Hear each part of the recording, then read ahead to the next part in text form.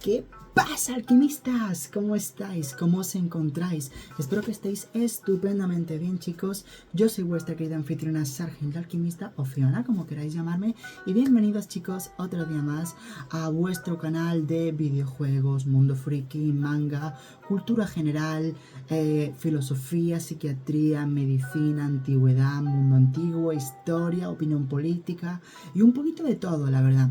Yo, bueno, pues ya me he mencionado, soy Sarch y bueno, bienvenidos, chicos, a otro vídeo. Esta vez, esta es la continuación directa del anterior vídeo con respecto a la transexualidad y los dilemas, por así decirlos, filosóficos y sociales que trae consigo.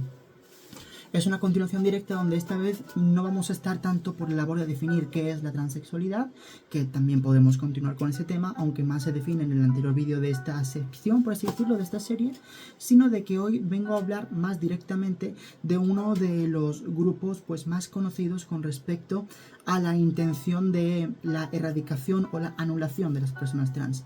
Estoy hablando aquí del feminismo trans excluyente, conocido más por su acrónimo TERF, ¿vale? La palabra TERF responde a las siglas Trans Exclusionary Radical Feminism o feminismo radical trans excluyente, una corriente filosófica y de pensamiento ideológico la cual trata de apartar y anular a las mujeres trans como parte del movimiento feminista para así, bajo la idea de que en verdad no son mujeres y que no merecen el respeto o la admiración de otras mujeres pertenecientes al colectivo feminista. Esta forma y esta de retórica tiene algunos tipos de formulación de su idea, las cuales son, bueno, por no decir de que todas las ideas TERF son totalmente erróneas y no responden a una lógica, sino más bien a una segmentación. Responden a la idea del intento de separación, de segregación, y no responde a las cosas en común que tienen las mujeres trans con respecto a las mujeres biológicas. Tampoco, bueno, más que biológicas, como ya definí en el anterior vídeo con respecto a esta sección, digamos mujeres cisgénero.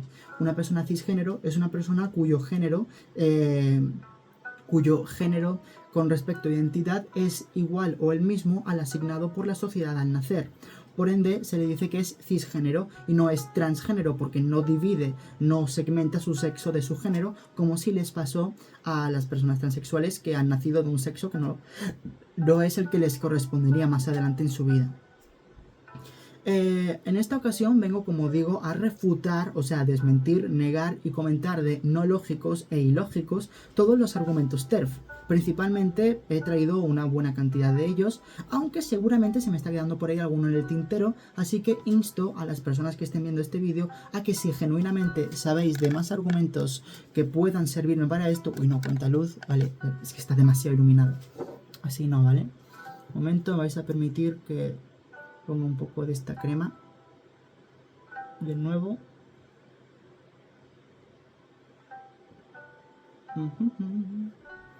Porque tengo esta zona muy quemada. Un momento.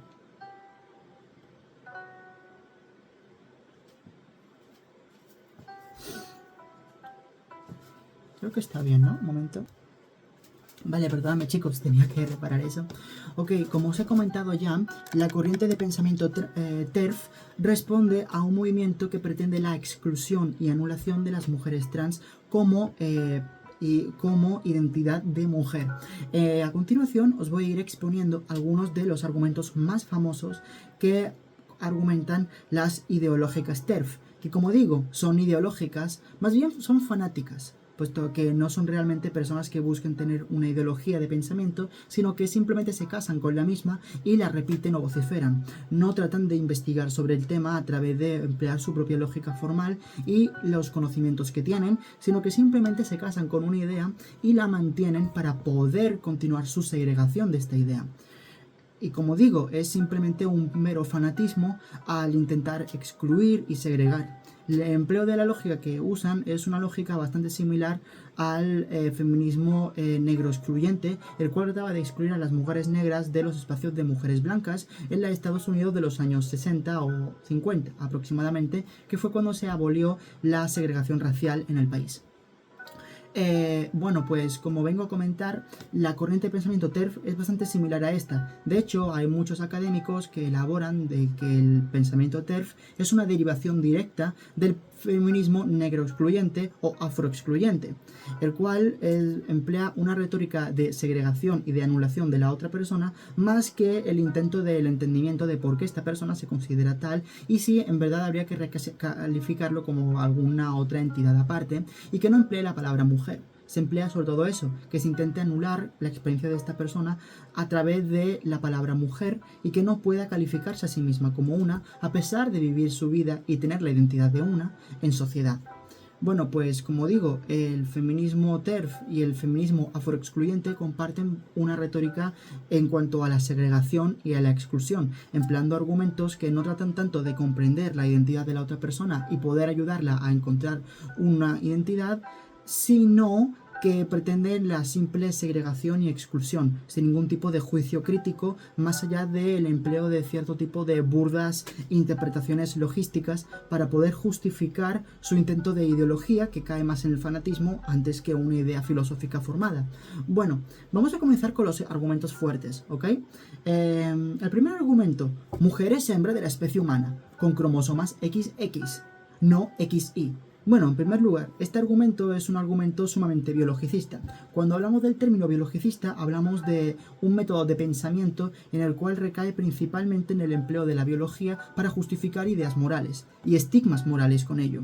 Recae ese mismo tipo de filosofía de pensamiento que empleaban académicos que trataban de excluir a las personas homosexuales al decir de que no tiene sentido la homosexualidad puesto que no apoya la reproducción del individuo, sino que simplemente es un deseo enfermizo del ser humano, cosa que luego se dotó totalmente como falso cuando se descubrió de que efectivamente había animales en la naturaleza que no solamente practican la homosexualidad, sino que además la incentivan como un método para relajar las especies y poder convivir con otros individuos de la misma, haciendo así una convivencia social mucho más efectiva y mucho más lucrativa para ambos individuos.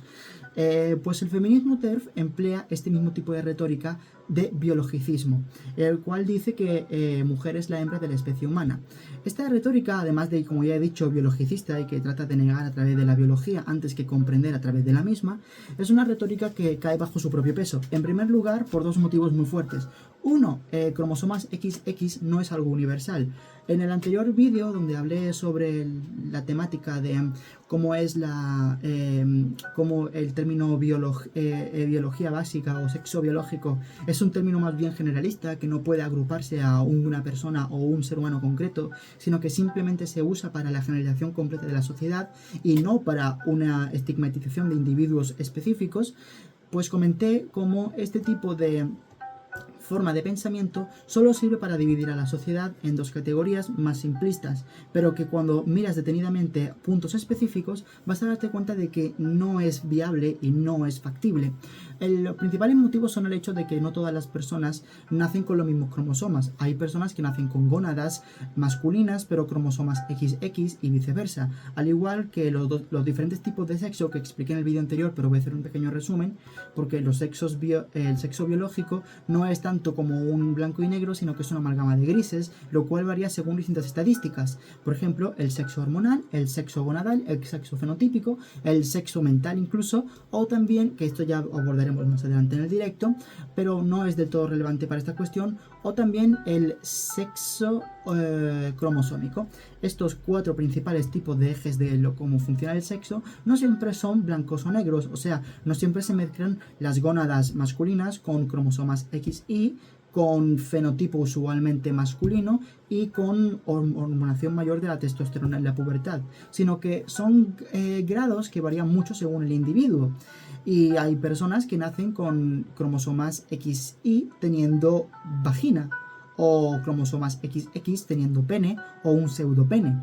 Y no son, por así decirlo, malformaciones, como en muchas ocasiones comentan, sino que son genuinamente aparatos funcionales. Sí, es cierto de que son en su mayoría estériles y las personas intersexuales no pueden tener hijos de manera natural.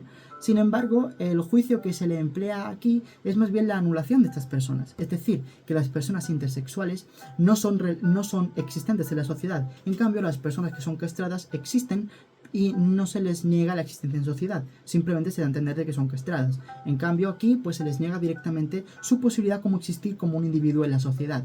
Se les da una categoría de enfermo y de persona no deseable, cuando no tiene por qué ser así. Una persona estéril o que no tenga la posibilidad de tener hijos no es una persona en sí enferma, es simplemente una persona que tiene esa condición. Obviamente no es la condición óptima para la supervivencia del ser humano en cuanto a reproducción se refiere, pero obviamente que la padezca un individuo no implica eso, y de todas maneras, características de esta índole no niegan su facultad como individuo en sociedad.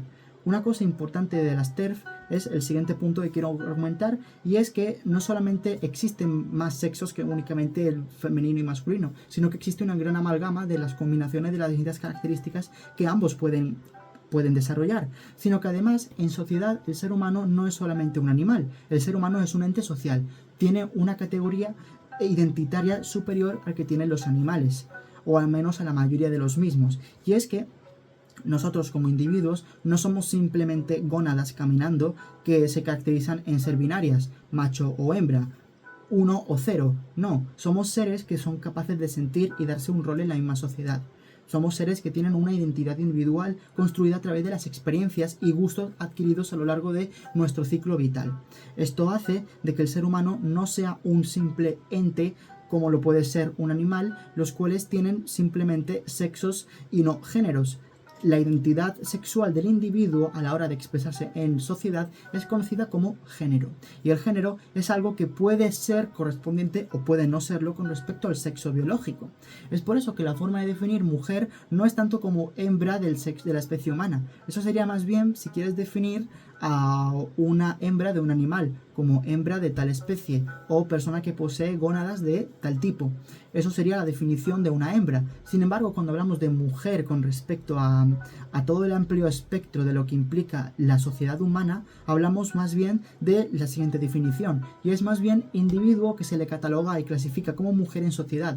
Esto, a pesar de que pueda servir como una definición mucho más redundante, es una definición mucho más logística, y es que cada sociedad humana tiene una forma de identificar a la mujer, y no todas identifican los mismos atributos con los mismos, ni en el mismo lugar, ni en el mismo periodo de tiempo. Un buen ejemplo sería como en el pasado, en la época renacentista, se podía catalogar a personas como reyes que lleven peluca, maquillaje y tacones como personas sumamente masculinas.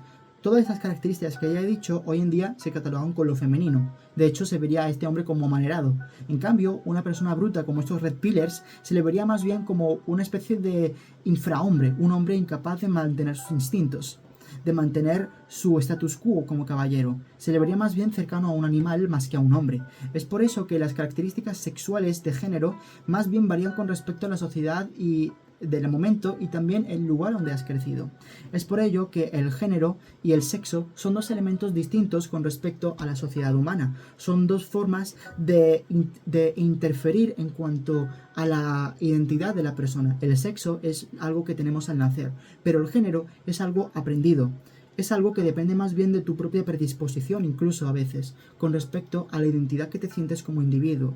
Es por eso de que puede haber gente que tenga un sexo biológico, por así decirlo, gónadas masculinas, pero aún así pueda entrar en la categoría de sentirse como una mujer, porque el ser mujer no es únicamente tener gónadas, es tener una experiencia de vida, es haber visto lo que es la feminidad y querer ser parte de la misma, es querer ser básicamente identificarte con lo que tú has visto que es la feminidad, querer renunciar a tu hombría o hablando de hombres trans, o tu feminidad por adentrarte en el otro sexo, en el otro género y convertirte en ello, no solamente a través de los atributos sociales, sino incluso físicos, a través de la condición de disforia de género, la cual exploraremos más adelante en este directo, en este vídeo que diga.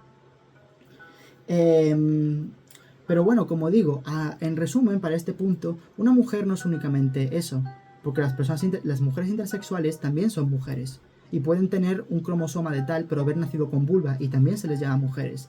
Hubo un tiempo en que las mujeres negras no se les consideraba mujeres y no podían participar en deportes de mujeres blancas, porque se les consideraba más bien casi hombres, por tener índices de testosterona mucho más superiores a los de una mujer cisgénero, lo cual hace que nuestro concepto de mujer más bien dependa de la concepción de mujer que tengamos y no tanto de una verdad biológica estándar, que no es estándar como hemos hablado, sino que existe tanto la realidad de sexo como la realidad de género, la cual es una realidad individual, una realidad que depende de la experiencia vivida por cada individuo. Si bien es cierto de que la mayoría de mujeres trans compartimos ciertos tipos de características de personalidad, esto se debe también a que hemos sufrido por cierto tipo de discriminaciones que compartimos todas en general. Aunque también puede darse a que, dependiendo del entorno, una mujer trans de España tenga más que ver conmigo, porque hemos crecido con la cultura de la mujer española, o una mujer trans de Italia tendrá más común con una mujer trans de Italia que una de Noruega, porque ha crecido con la cultura de lo que es ser mujer para los estándares italianos. Y eso no tiene nada de malo, es simplemente una forma cultural que tenemos para representar nuestra identidad. No tiene que ver exactamente con estereotipos, no tiene que ver con que estemos formando o fomentando estereotipos de género, que ya hablaremos más adelante. Lo que digo es que hay muchas formas de ser mujer y no tiene que ser únicamente a través de lo que te cuelga ahí abajo. Reducir lo que es mujer a únicamente tu biología es una forma sumamente discriminatoria para la mujer, puesto que hay mujeres que no van a calzar con este fenotipo biológico del que tanto mucha gente quiere entrar. Las mujeres negras no entran en el fenotipo biológico de las mujeres blancas. Las mujeres intersexuales no encajan con el fenotipo biológico de lo que es mujer para las mujeres heteronormativas, y las mujeres de países europeos a lo mejor no encajan con los estándares de feminidad que encajan las mujeres de Asia o de Arabia, por poner un estilo. Hay miles de formas de ser mujer, no únicamente depende de tu biología, no únicamente depende de tu cultura, sino que es un amplio espectro en el que se recorre todas las identidades femeninas que pueda haber, no únicamente una totalmente estigmatizada. Es por eso de que la corriente TERF es más bien segregatoria en cuanto a que trata más bien la exclusión y de negación de lo que es una mujer, incluso haciendo estudios de cómo es el cuello de una mujer, de cómo es la estructura de la barbilla de una mujer, para estigmatizar a las mujeres trans cuando hay montones de mujeres biológicas que cumplen con estas características, porque la frenología no es una ciencia viable, lo cual anula completamente ese tipo de formas. Hay mujeres, si usan el ejemplo de que es que por la estructura de tus huesos y tus músculos y tal se nota que eres un hombre, eso también es aplicable a muchas mujeres cis que han nacido con vagina y tienen cromosomas XX con una formación física muy similar a la que tendría un hombre. Las lesbianas butch o las levantadoras de pesas profesionales tienen características mucho más masculinas que incluso una mujer trans. ¿Por qué se denigra a una pero no a otra? El problema está en que las TERFs buscan la exclusión de lo no femenino, no la exclusión de las mujeres trans. Buscan la exclusión de lo que para ellas no entre los estigmas de género femenino, a pesar del siguiente punto que vamos a estar viendo.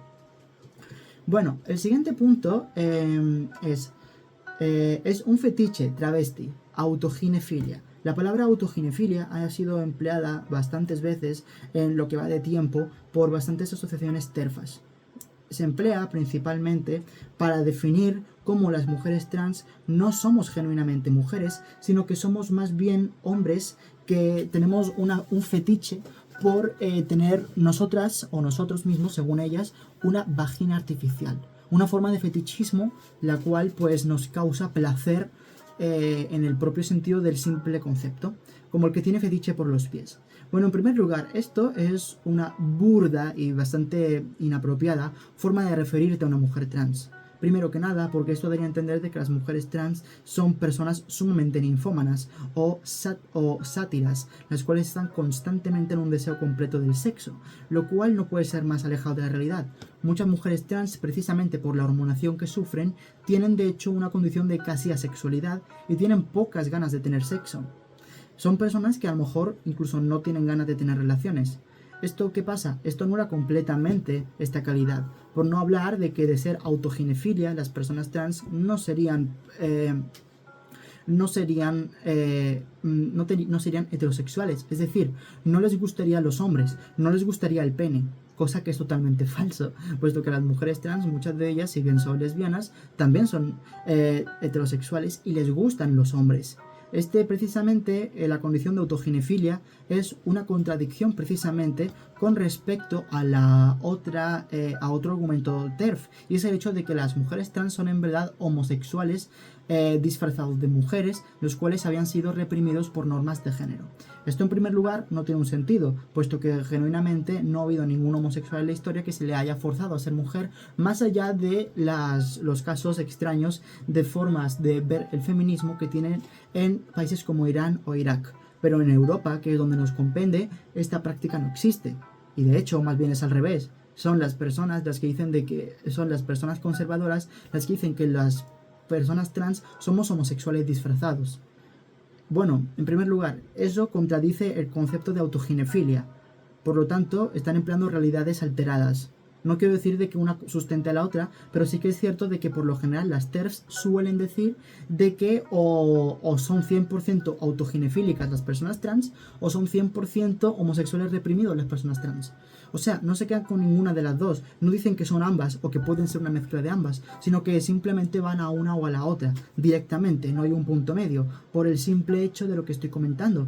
No tienen un consenso de lo que quieren decir, simplemente buscan decir datos aleatorios que presuponen que para ellas pueden ocasionar la creación de un argumento, lo cual es falso, puesto que decir datos de pensamientos tuyos y opiniones aleatorias no sustentan una ideología, sino el enlazamiento de los mismos para sustentar una hipótesis general, cosa que las TERFs no hacen, simplemente sueltan un montón de características. En primer lugar, no es autoginefilia por varios motivos, y el primero es el hecho de que hay muchas mujeres trans que son asexuales y no tienen relaciones sexuales. Es cierto de que pueden tener, pues, son eróticas, ¿vale? Y pueden tener sus pajas y tal, y hacerse dedos y tal. Eso no sería un problema. El problema está en que habrá TERFs que se agarran de esto para decir de que, ¿ves?, son autoginefílicas. Bueno, entonces, ¿las mujeres enteras lo son? ¿Las mujeres enteras son autoginefílicas? ¿Les gusta el concepto de tener vagina entonces? Porque eso es aplicable a todos. O sea, la autoginefilia, más bien, si es que podemos decir que es un fetiche real, sería en todo caso el equivalente a tener un fetiche sexual con el hecho de tener una vagina, pero fuera de ese fetiche no tener ningún tipo de deseo de querer cambiarse a esto. Por no decir de querer cambiarse su identidad a la de una mujer.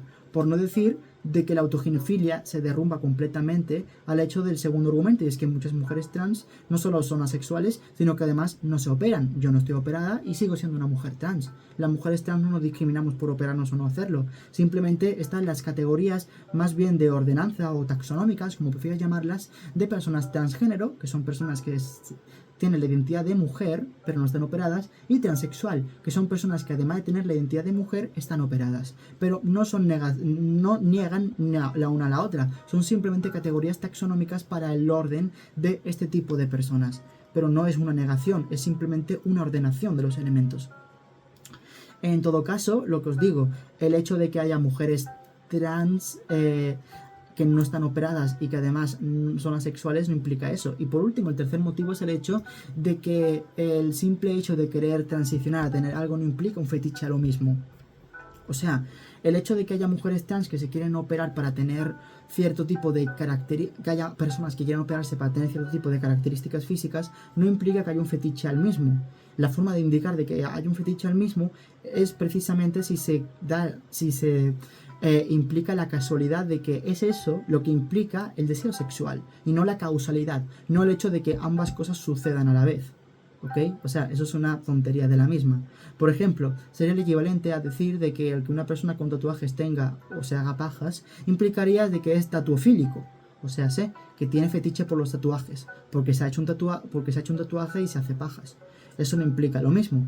Lo que implicaría que fuera tatuaje fílico sería el hecho o el factor de que esta persona se manosea únicamente bajo ese pensamiento y solo busca hacerse tatuajes por esa inclinación y no porque representen algo para él. Cuando las personas trans, precisamente sexo es una de las cosas que si bien podemos tener, muchas no tienen y simplemente quieren vivir su identidad como mujer y no buscan tener relaciones. Y de hecho es muy común que las mujeres transexuales, si bien hay muchas que están en situación de prostitución, las que no lo están suelen ser personas que eligen muy bien sus parejas y por ende suelen tener relaciones sexuales bastante íntimas y muy reservadas únicamente con personas exclusivas. Todo esto sin contar las mujeres transexuales que viven de la prostitución. ¿Vale? Lo que vengo a referirme es eso. El argumento de la autoginefilia es simplemente un argumento que se emplea por personas que se creen cultas al emplear un lenguaje que muchas personas no comprenden.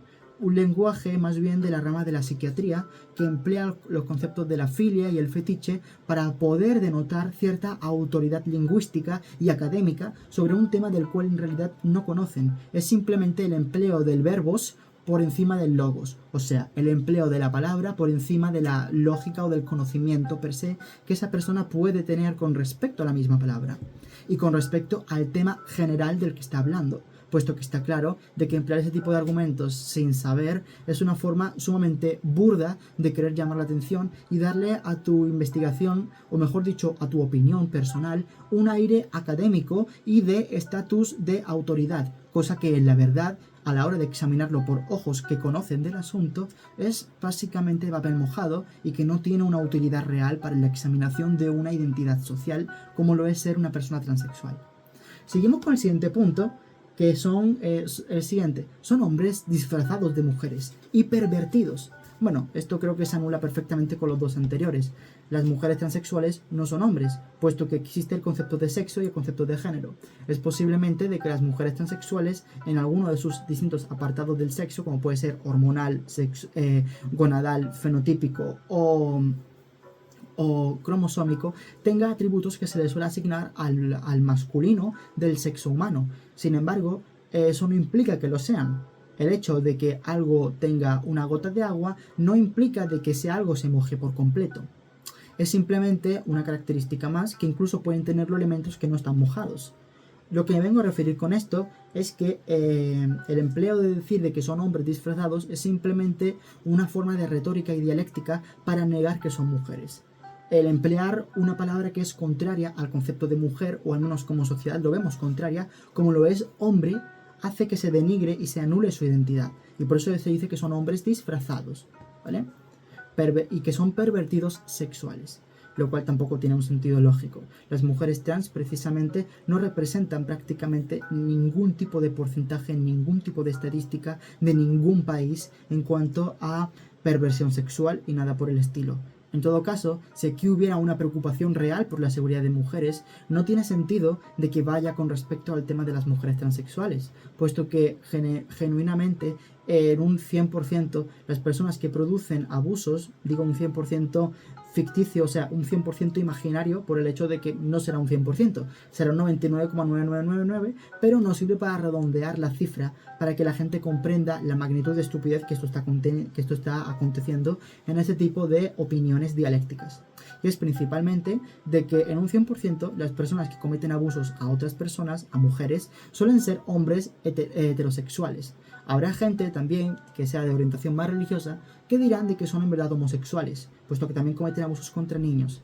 La diferencia crucial en cuanto a esto es que no son homosexuales en el sentido de apertura a la palabra, son más bien heterosexuales que viven bajo la identidad de ser heterosexuales, que viven en un entorno heterosexual con comportamientos totalmente de ese estigma y que siempre van a negar ser homosexuales, y que de hecho lo que les atrae de un niño no es ningún tipo de característica sexual con respecto a los sexos de homosexual o heterosexual, sino que son más bien características pedofílicas, pero como lo emplean a través del marco de haber sido originariamente heterosexuales, se les considera de que son abusadores y que también son heterosexuales, porque esa es la cuestión principal. Practican el sexo heterosexual a la par que practican la pedofilia, que es un crimen.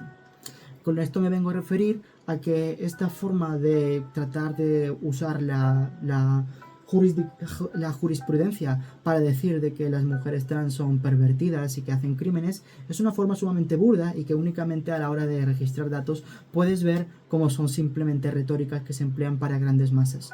La principal diferencia es que la retórica TERF se emplea para grandes masas y por ese motivo no está predispuesta a un análisis concreto de cómo es el estilo de filosofía o de dialéctica que emplean para sus argumentos. Sus argumentos no son ni siquiera ideológicos, son argumentos fanatistas que buscan la desacreditación del otro, no buscan un intento seguro de llegar a una verdad conjunta que ambos pueden resultar comprendidos, sino que directamente buscan la anulación completa del otro individuo. Es por eso que se le llama fanatismo y no se le llama ideología per se, puesto que genuinamente no busca el entendimiento parcial de ambas partes, como si lo busca la transexualidad. sino que busca directamente la anulación de estas personas y busca el hecho de que estas personas se les considere menos en sociedad o se les considere enfermos o pervertidos sexuales. Una de esas características tiene que caer. El siguiente punto es: buscan hacer daño, violar o dañar a mujeres en sus espacios. Bueno, esto en primer lugar, los primeros puntos ya los negué con lo anterior por el hecho de que no hay pruebas para eso y simplemente se basan en estereotipos que buscan. Precisamente las mujeres transexuales son más propensas a ser víctimas y no victimarias de abusos por parte de otras personas por su condición de sexo, por el hecho de que por parte de la sociedad van a ser mucho menos socorridas que una persona normativa al mismo, sobre todo en países donde las libertades trans están siendo recortadas como Estados Unidos o Reino Unido. En cuanto a buscan dañar a las mujeres en sus espacios, esto no puede ser más ilógico, sobre todo en el tema de los espacios de baños públicos para mujeres. En primer lugar, quiero decir de que obviamente una mujer trans debe de ir al baño de mujeres, por el hecho de que es una mujer, por el hecho de que ser mujer no es únicamente un valor biológico que responda a tus gónadas, ni tampoco a tus cromosomas, es un valor identitario de la humanidad, que proviene del concepto de que tenemos un yo individual y podemos concertarnos en representarnos como individuos de la misma sociedad, pero de distinta clase dentro de la misma sociedad, de distinto tipo en la misma sociedad, mejor dicho. Este tipo de concepto del yo es lo que nos permite con la identificación de otros tipos de identidades en la sociedad y sentirnos más identificados con una identidad cosmopolita de una persona antes que con otra. Mucha gente emplea también argumentos como por ejemplo, entonces es como si yo le permito a mi hijo ser un perro o un gato. Bueno, en primer lugar, esto es totalmente ofensivo no solo para las trans, sino para las mujeres en general, al comparar su identidad, su concepto de mujer con el concepto de que puede tener un perro de sí mismo. Es una anulación de su capacidad intelectual tan grave que debería ser un insulto para cualquier mujer y no únicamente mujer trans. Pero están muy sumidas las TERFs en pensar de que esto no es un insulto para ellas. Lo importante de esto es saber de que un animal, o por lo menos la gran mayoría de animales, no poseen un concepto del yo claro, por no decir de que no poseen un concepto del yo. Al no poseer un concepto del yo, no posee un concepto de identidad. Y al no poseer identidad, no puedes identificarte con algo que no tiene identidad. No hay un sentimiento de yo, de empatía. No hay un sentimiento de, no empatía a nivel de que puedes sentir que sufre, porque las criaturas sentientes sufren, pero no puedes identificarte con algo que no puede identificarse a sí mismo. Esa es la principal consecuencia al tener un concepto del yo.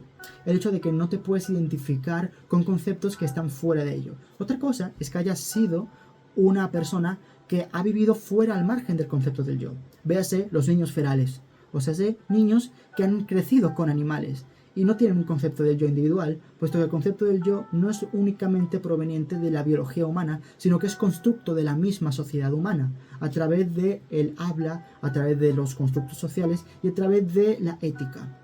Esto es lo que comprende el concepto del yo, la cultura, la sociedad, la lengua y en general una enorme caterva de elementos. No únicamente tu cuerpo, también puede comprenderlo, pero no está limitado a ello. Es por eso de que no tiene sentido alguno el tema de hablar de que no deberían entrar a espacios de mujeres. Principalmente porque una mujer trans es una mujer en el sentido de género de la palabra. Es decir, cuando entramos a un baño no entramos a un espacio médico. No entramos a un lugar donde se te va a examinar lo que tengas ahí abajo.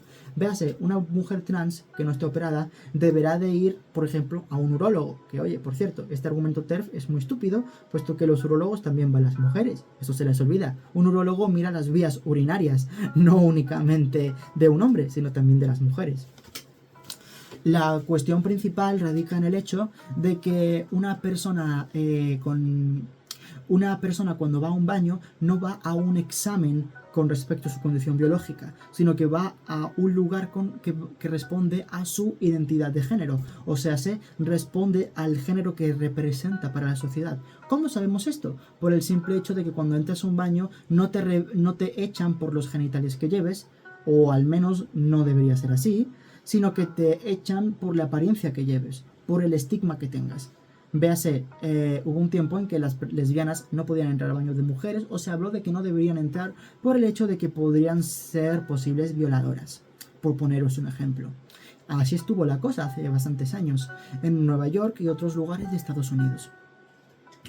Pero, por ejemplo, tenemos el factor de que, como digo, En un baño no se te revisa para que entres tus genitales, se revisa las características físicas con las que entras.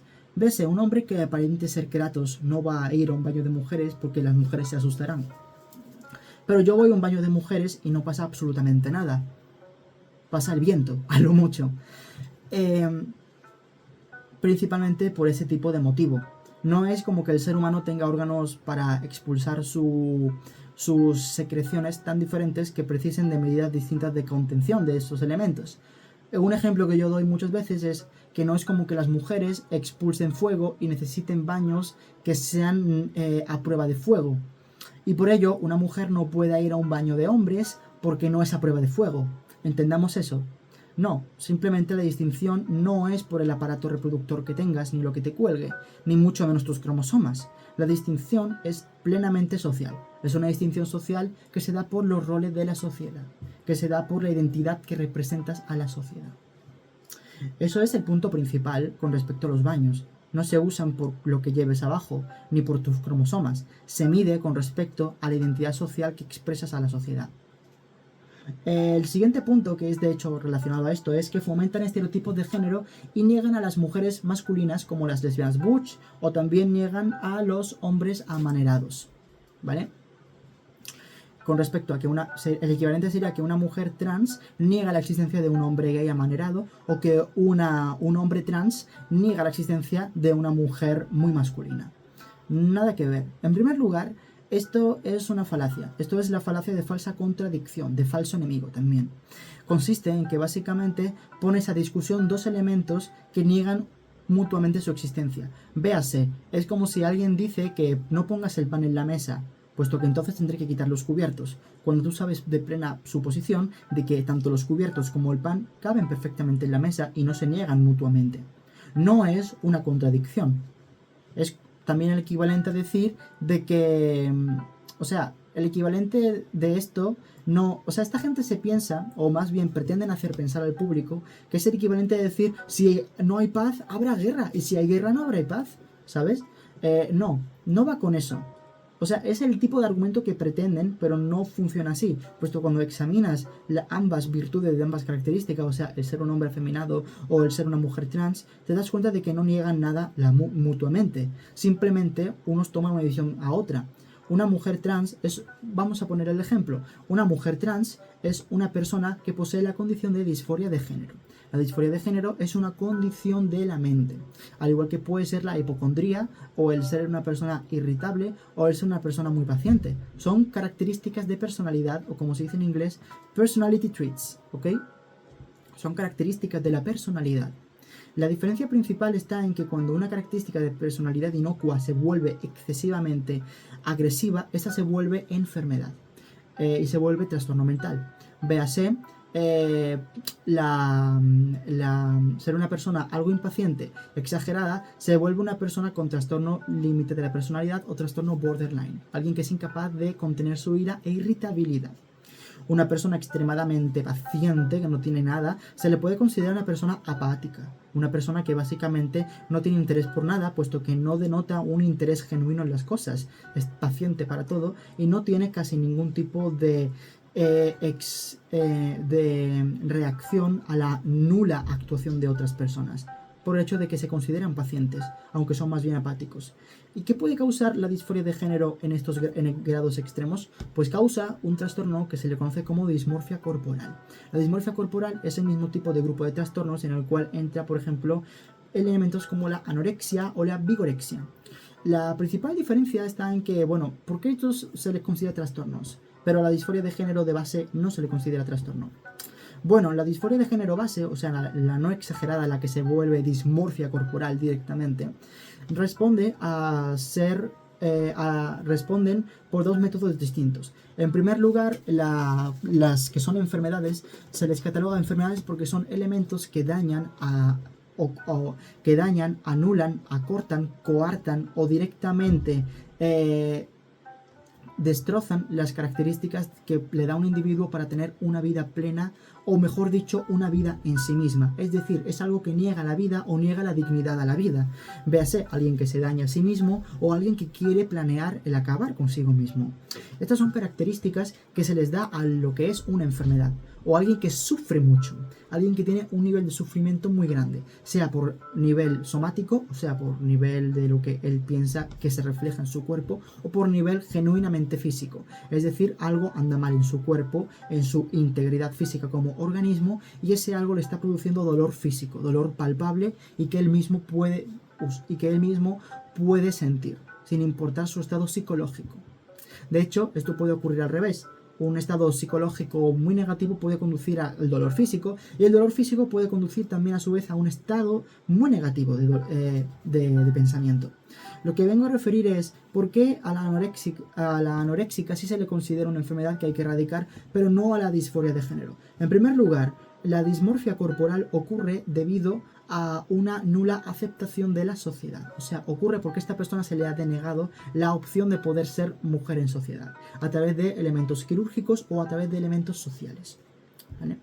Y ahora mucha gente comenta de por qué se tolera que se hagan operaciones a personas trans para volverse mujer. En cambio, a las mujeres anoréxicas no se le hacen operaciones para que se vuelvan más delgadas, sino que lo que se hace es que se les mete en un psiquiátrico.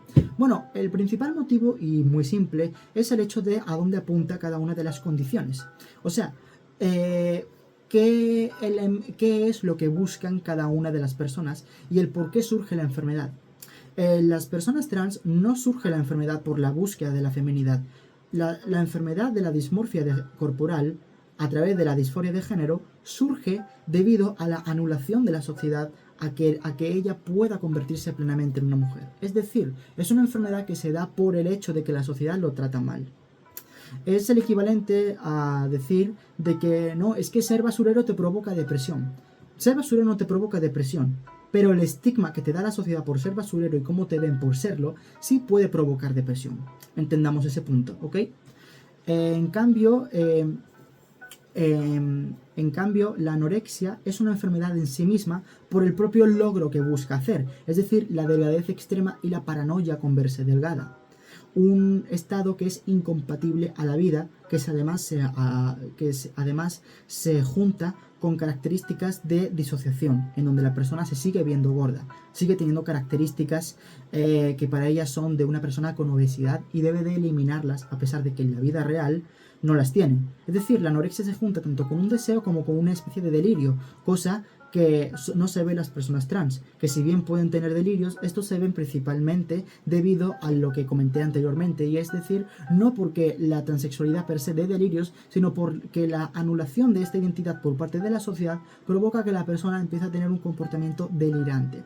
Por no hablar directamente de que lo que busca una condición no es lo mismo que la otra.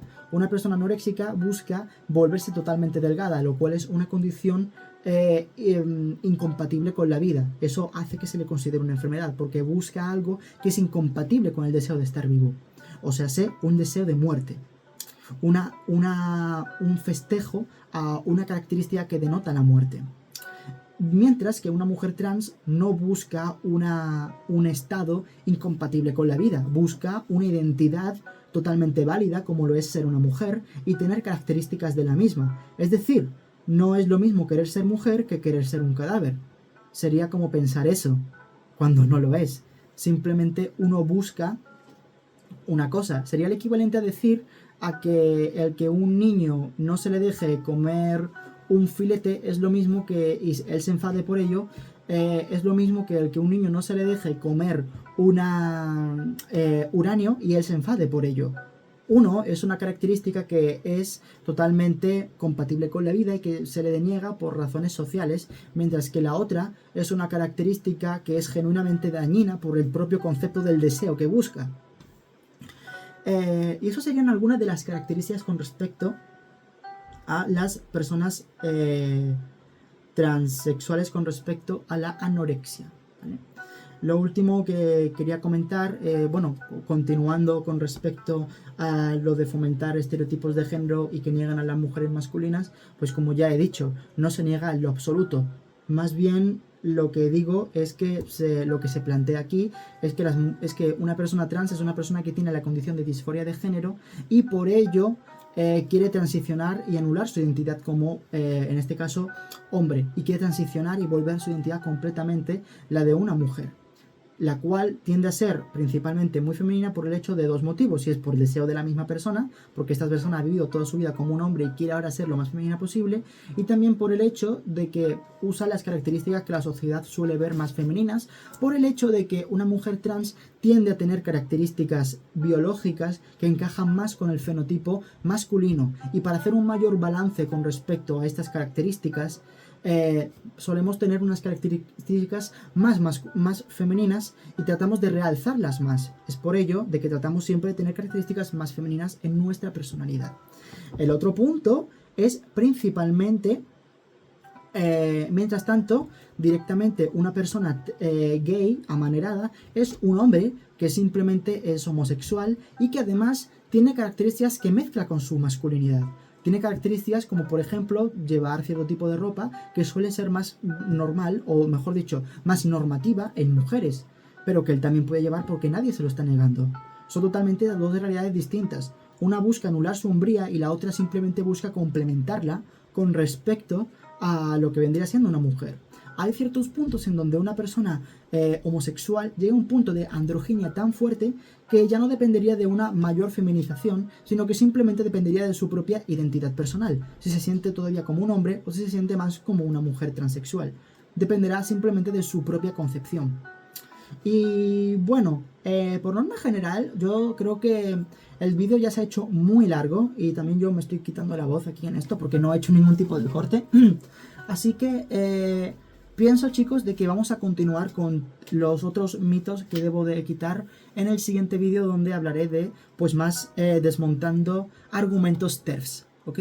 Pero por ahora vamos a terminar por aquí el directo, porque ya me he dejado la voz entera y la verdad me siento sumamente derrotada. Así que, bueno, ahora mismo vais a poder verme a lo mejor en un directo que voy a hacer también. Y ya en otro día, o un vídeo que se haga más corto, continuamos con el resto de argumentos TERFs.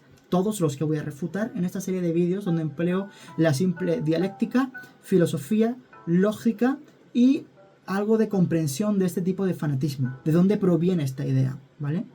Ya sin más, no tengo nada más que decir, simplemente que muchas gracias por haber venido a este vídeo y recordad que las mujeres feministas TERFs no son feministas, son genuinamente mujeres que buscan la normatividad extrema y que pertenecen a sectores más conservadores, aliándose a ellos para aplicar políticas trans excluyentes y anular así el término de mujer para únicamente reemplazarlo por hembra biológica, lo cual es totalmente contrario a una postura feminista donde la identidad de mujer es una identidad independientemente de las gónadas y que las mujeres somos mucho más que simplemente lo que nos cuelga abajo, sino que somos una identidad de la especie humana que debe de respetarse independientemente de los orígenes de cualquier tipo, raza, cultura o sexual. Así que ya sin más, os doy las gracias por haber visto este vídeo y pasaros por aquí para ver el siguiente con respecto a desmontando argumentos TERFs parte 2.